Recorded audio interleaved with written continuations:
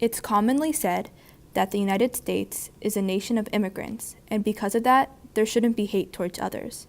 The Muslims are nothing but devil Satan worshippers. But Islamophobia, like racism and bigotry, has always been present in the United States and seems to have increased in recent years. Many of the principles of radical Islam are incompatible with Western values and institutions. Many Muslims, like teens, growing up here, have said they are forced to feel insecure and even unwelcome because of the irrational hate and fears spread throughout communities and media. So what causes such hate? James Seuss is the executive director of the New Jersey chapter of CARE, the Council on American Islamic Relations. He says there is an effort to make people hate Islam. There are organizations that are dedicated to actually promoting Islamophobia. Organizations like the Clarion Project believe only certain groups belong in the U.S. and make nonviolent people feel unwanted. There's also, the actual, the factual news. I mean, events that have happened, things that are happening in the Middle East today, and other parts, in the Muslim world. They don't paint a positive picture, obviously. And of course, the way they're reported upon, it can be easily slanted to sort of support a narrative that the Islamic world is something it's in disarray, and it's something that you don't want to have any part of, and you should be fearful of, that kind of thing. All of this helps to fuel Muslim teens to question whether they belong. Toiba Ayankumbi is an 18-year-old incoming freshman at Rutgers University Honors College. She says that Islamophobia has impacted her self-esteem. I think that it can be very like a self-esteem reducer, where it's like you feel like you're not represented and you feel like people don't like you, and it's like they're not liking you for an aspect of yourself that you feel like you can't change.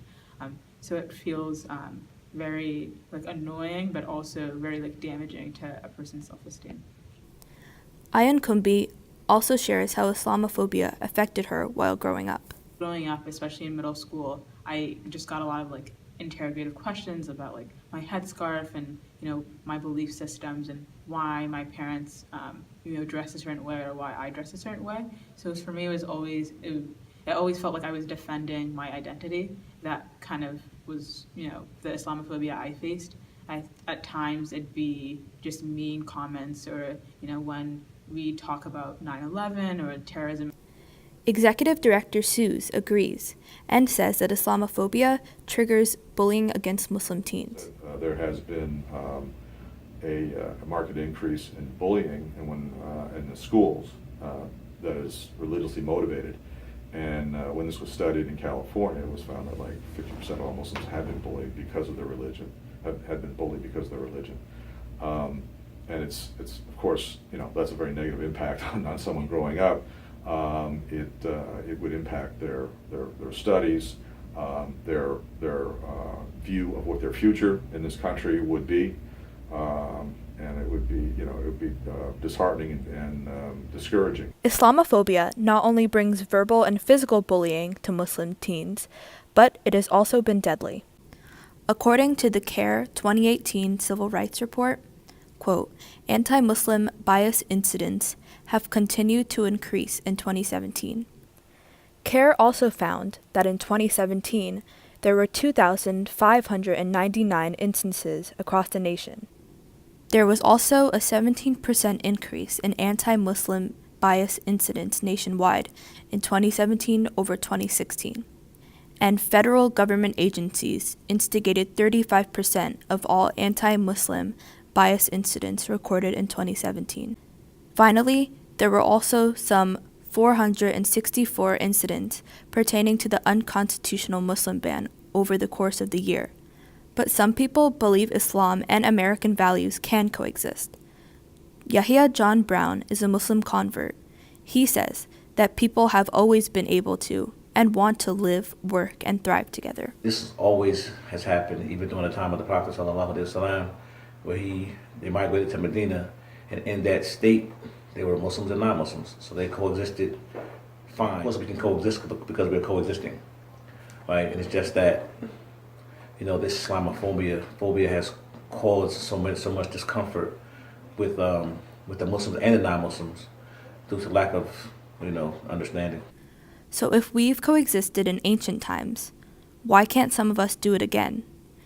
In a way, the rise of Islamophobia teaches us that we all must live together again, without the negativity, and find a way to support and uplift each other. I think the presence of Islamophobia has still made me more proud to be a Muslim.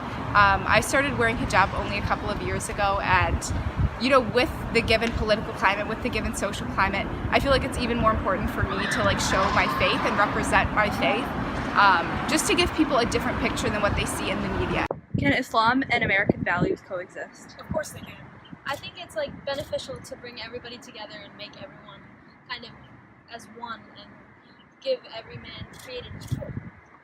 And that's what America is. Our values should encourage diversity, and that's what I hope happens in the future. And anyone who says otherwise is just being ignorant to other ideas.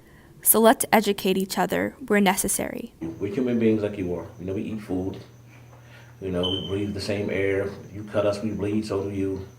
So we're the same kind of people. There's no animalistic, nature about us, like there's not about you, except who we are. So, ask or read or even ask for a copy of the Quran and read that. Having differences makes the world more interesting, and spreading love and positivity is the true way of Islam.